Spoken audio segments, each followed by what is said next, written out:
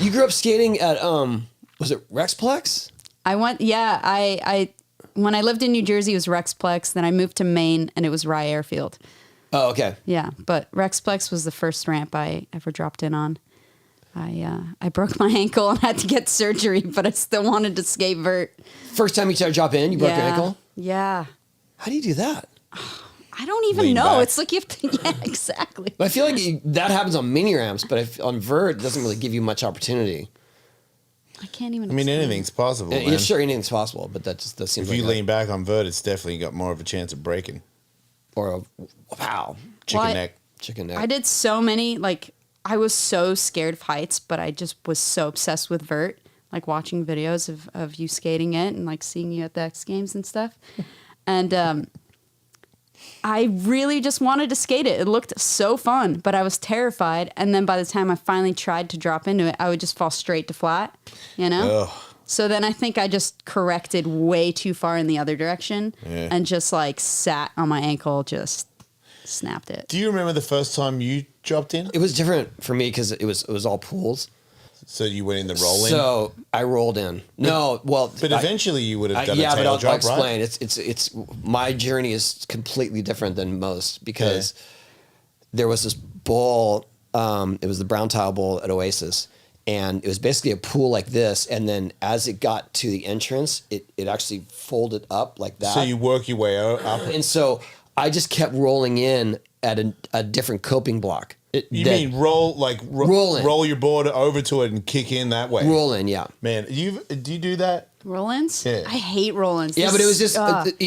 so in those days, it's hard for people to understand. Even you're of that generation, kind of. But I'm from the generation where nobody did it, and I was trying to do it because I loved those guys so much, and there was no bowl. I was just trying to roll in on vert, and people were like, "Dude, you're gonna fucking kill yourself." And I'm like, "Yeah," but I remember like, you know, that's how we would get speed. We would roll on the outside of the bowl and then roll in. I feel like that's a and so what I did was trick. every time I go to catch I the call it a tranny trick. the right way, like to get speed Yeah. from that. Yeah. but in a bowl setting, it's not that you're bottom dropping. You're just going Right. into a 'Cause carve, you're right? going But into it's a also carve, because you would do it. Like if you're saying, because now it makes sense. If he was doing that before he tail dropped, then yeah, you're real good at doing Tail that. drops were not even considered. No one did it. No, that was an elevator drop, and that was a trick in itself. Okay. But what I was telling you is, so in this bowl, the actual entrance would just sort of came up into a gradual waterfall, right? Okay. So if you were to just start here, you're starting on tile that's facing upwards. Oh wow. Do you know what I mean? Because Yeah. the bowl goes like this, and then it just went like this. And it's still at tile. It's still a tile all the way around. And so what I would do is I would mark which coping block I rolled in at. Yeah. And then I would go to the next one. And then go to the next one until I was finally in the deep end. So by the time And then- you did the elevator drop, you had already. Elevator drops. No one did that. That's what I'm saying. Everyone axle dropped. Oh, Yeah. really? Axle drops? Everyone. That's was- why, I mean, if you Whoa. watch, like, even McGill sometimes will snap into his old self and put his trucks down Yeah. and scoot his back truck out. That's how you dropped in. Yeah. And that was because everyone used to roll in. So that was the closest thing to a roll in. Yeah. Is Yeah, getting okay. your axles there and Yeah, keep yeah. turning in. Doing this from here seemed like you were going off a diving board. Yeah, that's what I thought. Especially you had that thing on your tail, right? The little. Yeah, but No? that was just part of life. Like a tail block. Yeah. You know what it's called? I'm sorry. You're I don't- adorable. But what I'm trying to tell you is that everyone that learned to drop in those days Yeah. would axle drop. Wow. You know- And half of the people would hang up. Oh my God. Yeah, That's you know so that wild. my era, there were like some guys that were older than me, and they would slap their truck on the coping. Yeah, that's how it like just And it pushing would- your tail out. Yeah, but that would, because they were older, we'd be like, oh, because it wasn't a fast way to go in. Tail drop was faster. But I remember thinking, to me, because I was the guy that started on the bottom, and I'd go, and somebody would smack their trucks on the coping, and I'd be like, oh, sorry. And then I'd move out of the way, and they'd go. When I got good enough to be like, I'm going to try and drop in, it made more sense to me to axle drop in, because I was like, yeah, like you said, like tail just falling in seems like Right. you're You just can going to get fall to you the can flat. get your front Yeah. wheels down faster. Yeah. from an axle drop. Dude, the first time I tried to drop in was an axle drop. I'll never forget it because it was the first time I knocked the wind out of myself. Ooh. And I had never seen anybody knock the wind out of themselves. So when I started making that noise, I thought I was dying. Oh no. Because I went, kaboom, and I was like, ah! And I'm like, what is that sound? I'm not making that sound. It's just coming out. And that made me not, I did not go for another axle drop. I did not tail drop.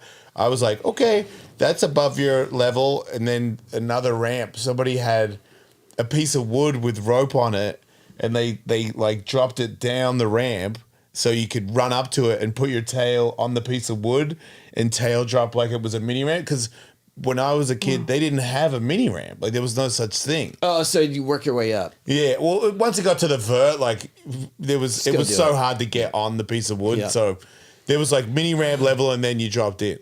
But the kick in seemed like it made more sense, but I was wrong. Because that was a different. But how did you deal with that, like skating the combi? Combi got some crazy snake sessions. That was really crazy. And people would come in from the side, were unseen. Yeah. That's not cool. Yeah, like, or like just the drop Steve into the Stedham, square. he like rides around it and then he just, rolls in. But, yeah, Did you ever feel in danger? Yeah, honestly, I know you're getting bullied in the comments, but did you actually feel in physical danger? Who hurt you?